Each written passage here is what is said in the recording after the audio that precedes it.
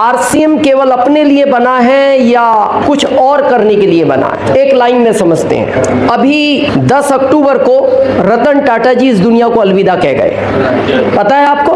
कितने लोग रतन टाटा जी को जानते हैं? हाँ, सुना तो है नाम। आप उस दिन का न्यूज देखना, जिस आदमी के सामने भी न्यूज वाला गया वो हर आदमी रो रहा था। हमारे देश के माननीय प्रधानमंत्री मोदी जी ने भी कहा कि एक बहुत बड़ा अनमोल रतन भारत ने खो दिया। उनके बारे में शायद बहुत कम लोग जानते होंगे। उनके लिए पहला उद्देश्य देश था। वो हमेशा अपनी टीम से भी कहते थे, एक बार कंपनी का प्रॉफिट कम ज्यादा होगा चलेगा, लेकिन देश पीछे नहीं रहना चाहिए। जिस समय कोरोना आया था तो उन्होंने माननीय मोदी जी को पता है क्या कहा था रतन टाटा जी ने? बोले सर चिंता नहीं करना, सारी फैक्ट्रियां भी बेचनी पड़े तो मैं बेच दूंगा, लेकिन देश को नुकसान नहीं होना चाहिए। इसीलिए जब तक ये दुनिया रहेगी रतन टाटा जी का नाम आप भुला नहीं सकते, इसलिए लोग रोए।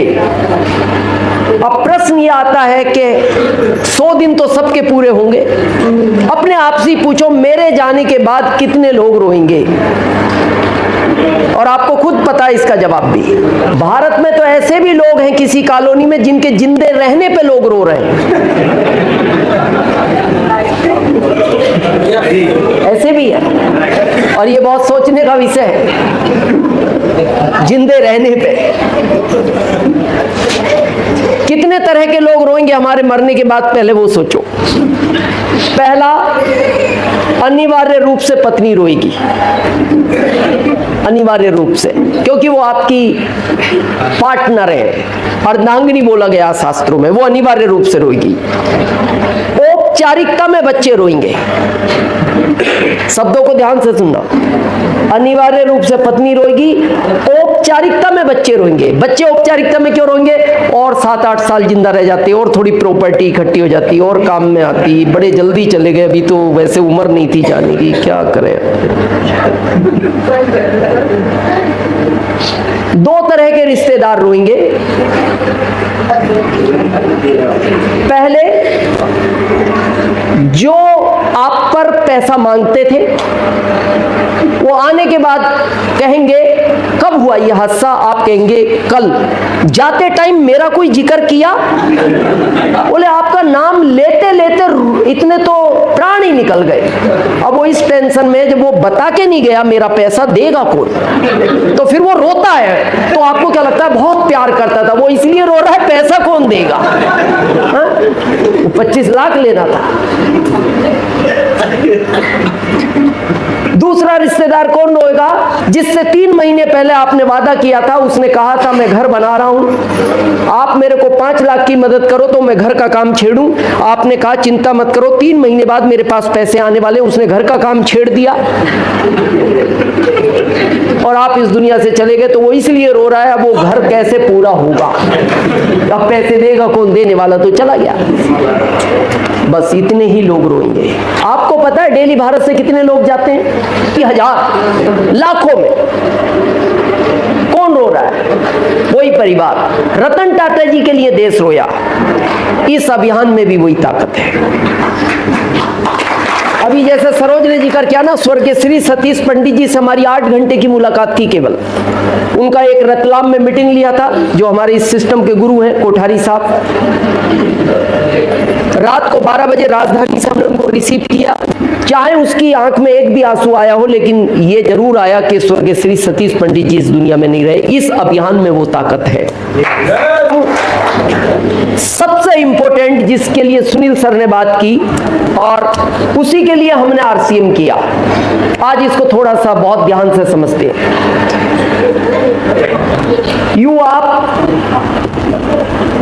आपका परिवार, पत्नी, बच्चे, बूढ़े माँ बाप। भारत सरकार का यह कहना है एक आदमी कमाने वाला है, 7 खाने वाले हैं, वो भाई बहन को भी गिनती है जो छोटे हैं। अभी सुनील सर ने कहा कि मेरे ऊपर जिम्मेदारी आ गई तो मैंने अपने भाई बहन को पढ़ाया, इसलिए मोबाइल की दुकान की। ये आदमी दिन रात भाग रहा है इनके लिए।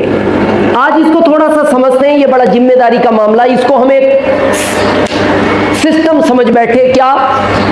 हमारे दादाजी इस दुनिया में आए, उनकी शादी हुई, पिताजी आ गए, उनकी शादी हुई, हम आ गए, हमारी शादी हुई, हमारे बच्चे आ गए, उनकी शादी हुई, उनके बच्चे आ गए। ये सिस्टम नहीं है, ये बहुत जिम्मेदारी का काम है।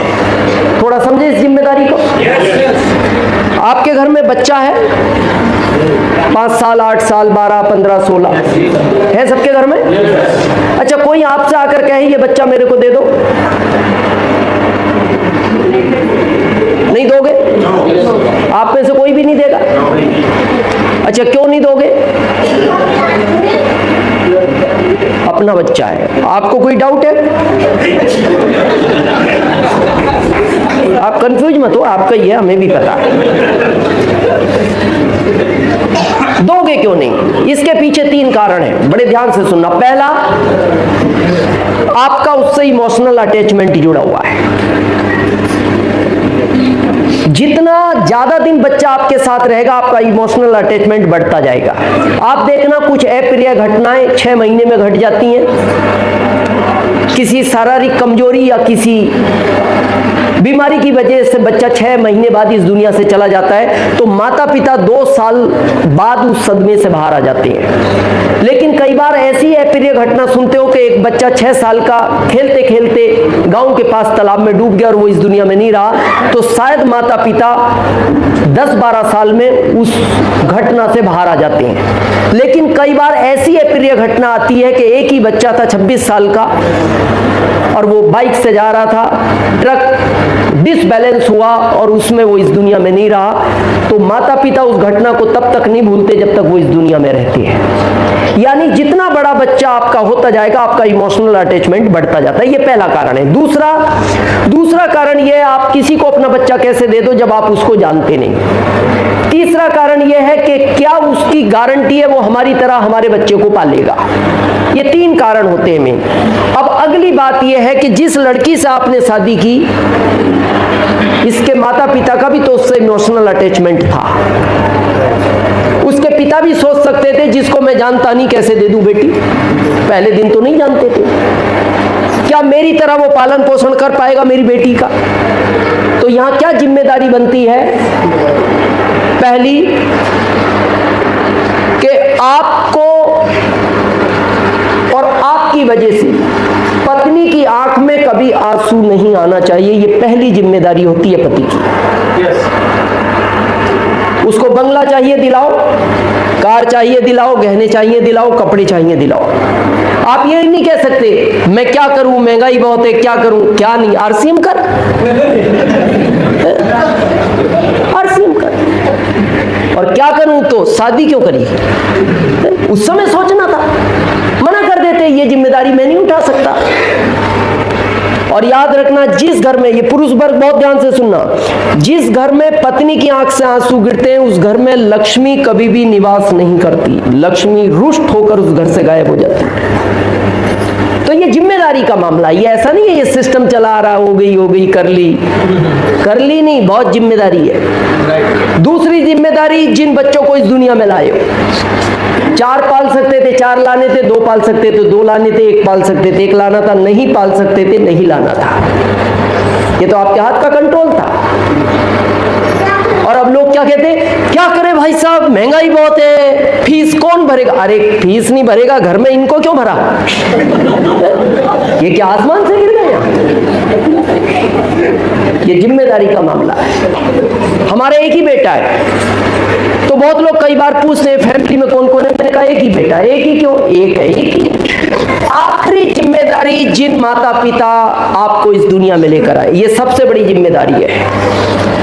और इसको आज बहुत गहराई से समझना, जिसके लिए आरसीएम करना चाहिए। शरीर काम ना करे तो बच्चे मेरे को पालेंगे। ईमानदारी से बताना, जब माता पिता को आपकी सख्त जरूरत है, क्या आप माता पिता के साथ हो? 80% लोग माता पिता के साथ नहीं रहते। और कारण एक ही है भाई, आपका कहीं भी जॉब लगा तो आप जॉब के लिए बाहर चले गए ना, और माता पिता वहीं रह गए। वो बूढ़े माता पिता है और उनको अभी सख्त जरूरत है। क्या लगता है आपको, अभी एक ताजी घटना है सिवान डिस्ट्रिक्ट की। जब वो बच्चा पटना आया ना, मैं उस घटना को याद करता हूं ना तो बड़ा तकलीफ होती है, क्या घटना हुई। तब समझ में आता है आरसीएम क्यों करना चाहिए। सिवान डिस्ट्रिक्ट का किस्सा है। एक गांव में एक लड़का, माता पिता का अकेला लड़का, माता पिता गरीब, 4 खंबे गाड़ के ऊपर वो फूस का छप्पर नहीं डाल लेते, उसमें रहते थे। पिता करते थे मजदूरी खेतों में 200 रुपए पर डे। शरीर में ज्यादा ताकत नहीं थी, बीमारी थी, तो उनको 200 रुपए मिलते थे, मेहनत कम होती थी। जब वो शाम को घर आते थे तो वो अपने बेटे को बोलते थे, बेटा मेरे पैर दबाएगा क्या। बच्चा 6 साल का, वो पैर भी दबाता था तो उनको और दर्द होता था। बोले बेटा धीरे धीरे दबा।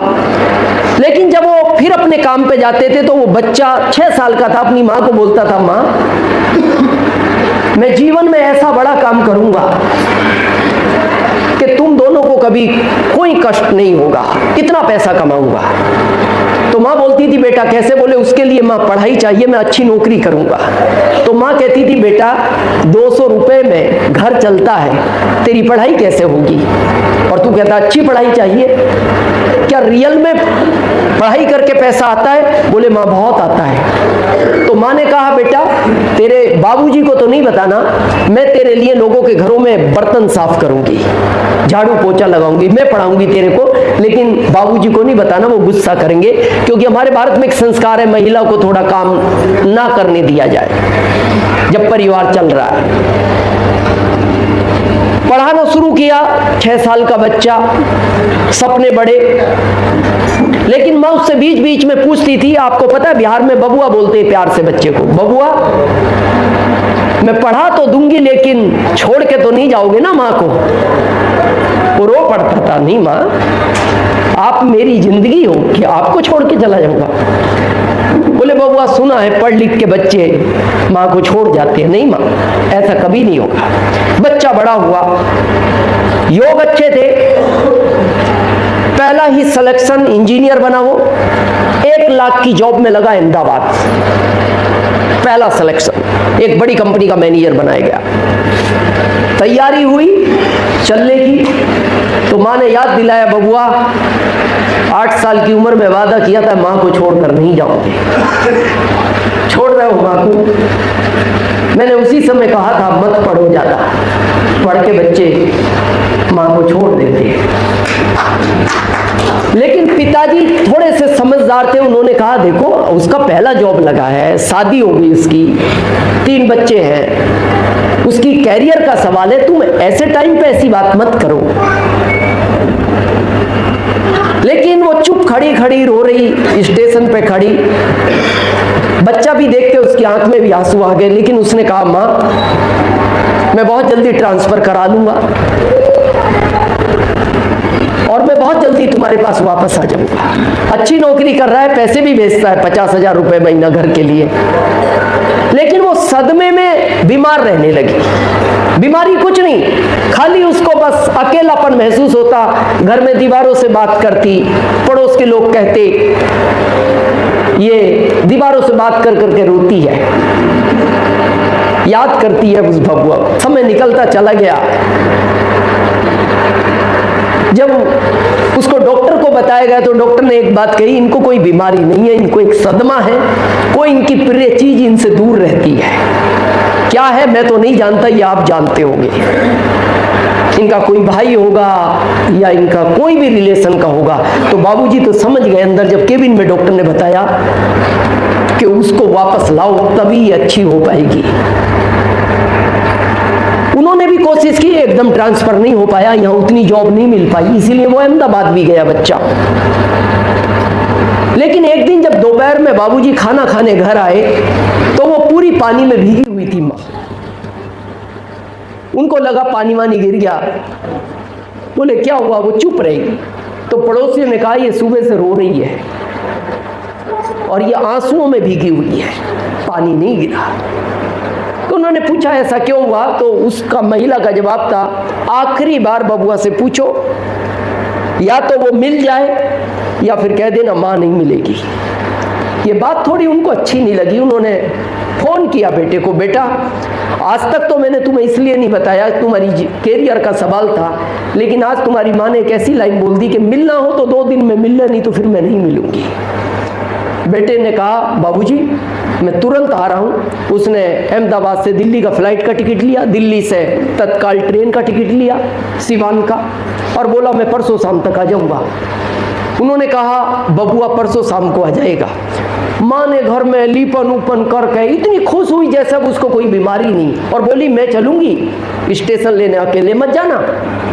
उसने 5 माला मंगवाई, बोले मैं अपनी पोता पोती को भी पहनाऊंगी, बेटा और बहू को भी पहनाऊंगी, 5 आ रहे हैं। जब वो एयरपोर्ट पर आया तो उसके बॉस की और भी कंपनियां थी, वो उस काम से कहीं आउट ऑफ इंडिया थे 4 दिन के लिए, तो उन्होंने एयरपोर्ट पर आकर कहा सर मैं 2 दिन के लिए बिहार जा रहा हूँ, मेरी माँ बहुत बीमार है और मैं माफ़ी मांगता हूँ, मैंने आपसे पूछा नहीं, लेकिन अचानक, और मैंने अपनी जिम्मेदारी मेरे जूनियर को दे दी है, और आपको कहीं भी कंपनी में कोई नुकसान होगा मेरे पूरे साल का पैकेज काट देना सर, मैं जिम्मेदार हूँ।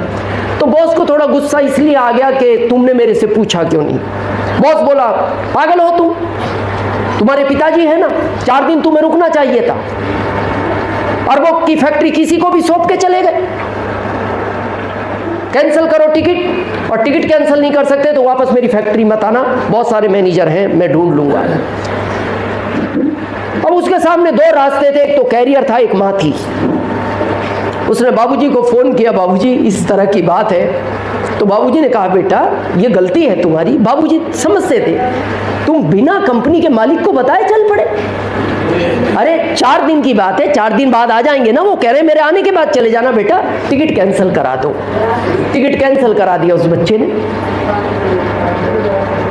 जब अगले दिन शाम को माँ ने पूछा बबुआ कितनी बजे आएगा, तो पिता की आंख से आंसू निकल आए। वो समझ गए, बोले आप 1 साल से मेरे को इसी तरह बहलाते फुसलाते हो, और मैं जानती हूँ बबुआ अब कभी नहीं आएगा। और रात को 11 बजे उस माँ ने अपना शरीर छोड़ दिया। जब उसके पिता ने फोन किया बेटा अब 4 दिन बाद नहीं, जब इच्छा हो जब आना। क्या हुआ बाबूजी? माँ नहीं रही इस दुनिया में। क्या लगता है आपको, क्या ये कभी अपने आप को माफ कर पाएगा? क्या उसकी माँ उसको कभी माफ कर पाएगी? माता पिता के आशीर्वाद से तो बच्चे आगे बढ़ते हैं। उस बच्चे ने जॉब छोड़ दिया, वो आया लेकिन आखिरी कंधा नहीं दे पाया। अगले दिन तो अंतिम कार्यक्रम हो गया, जॉब को भी रिजाइन दे दिया, वो नहीं गया। आरसीएम में ज्वाइन हुआ, 3 महीने में रॉयल्टी पहुंचा। वो जब पटना मिलने आया ना, जब उसने ये स्टोरी सुनाई, उस रात का भोजन नहीं कर पाए, बड़ा तकलीफ हुई। और हमने बाद में कहा बन क्या, जब नीरज नाम है उस लड़के का, मैंने कहा नीरज जब ऐसा हो ही गया था तो फिर तो जॉब नहीं छोड़ना था। उसका जवाब सुनना, उसने कहा सर माँ को तो मैं खो चुका था, लेकिन अब पिता को नहीं खोना चाहता था, क्योंकि अकेले वो दीवारों से बात करते जैसे मेरी माँ करती थी, उनके लिए तो माँ भी नहीं थी। और इसलिए अब मैं अपने पिता के पास हमेशा रहूँगा। और मैं पूरे भारत को एक ही मैसेज देना चाहता हूँ कि पैसे के लिए माँ और पिता को नहीं छोड़ना, कम भी आए लेकिन माता पिता के साथ रह के काम करेगा। अभी आपको पता है इस बड़ा दुख भी होता है, अभी हमारे इस अभियान के एक सफायर दिया, अचानक बाइक टच हुई और उनका बैलेंस बिगड़ा, रोड पे गिरे, कोई बच्चे लेके गए हॉस्पिटल, बेहोश हो गए। 24 घंटे बाद डॉक्टर ने कह दिया आई एम सॉरी। आप बिलीव करो, सोचो क्या होगा इस परिवार का।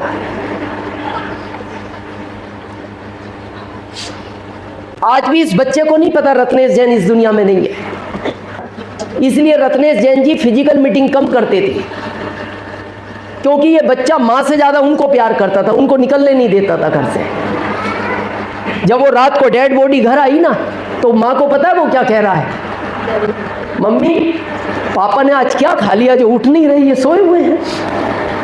उसी समय उसको बुआ के घर शिफ्ट किया गया, कहीं बच्चा 5 साल का है, सदमे में ना चला जाए। और उसको फिर आज पता है बाद में क्या बताया गया, तेरे पापा आरसीएम की मीटिंग बहुत दूर करने गए हैं बेटा, कुछ दिन बाद आएंगे। इस बच्चे को तो बड़ा होकर पता लगेगा कि पापा कभी नहीं आएंगे। क्या लाइफ है। लेकिन इस अभियान की ताकत देखना, सफायर पे इनकम होती है 7 से 8 लाख रुपए के एवरेज, इससे ज्यादा ही आती है, 7-8 लाख कम से कम आती है। ये उस इनकम पर थे, आज नहीं है। परिवार का कौन जिम्मेदार है। ये माता पिता बुढ़ापे में क्या करेंगे, इनको शुगर के पेशेंट हैं, हार्ट के पेशेंट हैं, बीपी के पेशेंट हैं।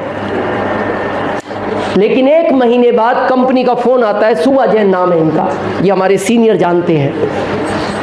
कंपनी का फोन आया, मैम बहुत दुख के साथ ये कहना पड़ रहा है, हमारे इस अभियान का एक बहुत जिम्मेदार साथी हमने खो दिया, इसके लिए दुख है पूरे आरसीएम परिवार को। और अगली लाइन पता है कंपनी की क्या थी, लेकिन मैम आप चिंता मत करना, पूरा आरसीएम परिवार आपके साथ है, आप अपना ध्यान रखो, अपने बच्चों का ध्यान रखो, अपने माता पिता का ध्यान रखो। और फोन आपको इसलिए किया गया है क्योंकि आईडी जैन साहब के नाम पे थी, लेकिन वो इस दुनिया में नहीं रहे, तो आप अपने पेपर कंपनी को मेल कर दें, क्योंकि अगले महीने कंपनी आपको सफायर घोषित करेगी। और आज वो आईडी सुबा जैन के नाम से आ गई। अब ये 7 से 8 लाख रुपए पर मंथ सुबा जैन को जाता है। ये तो दर्द का विषय है कि इस जगह को कोई नहीं ले सकता, लेकिन इस परिवार के पालन पोषण के लिए उनको 7 पीढ़ियों तक सोचने की आवश्यकता नहीं है। इस अभियान में वो ताकत है।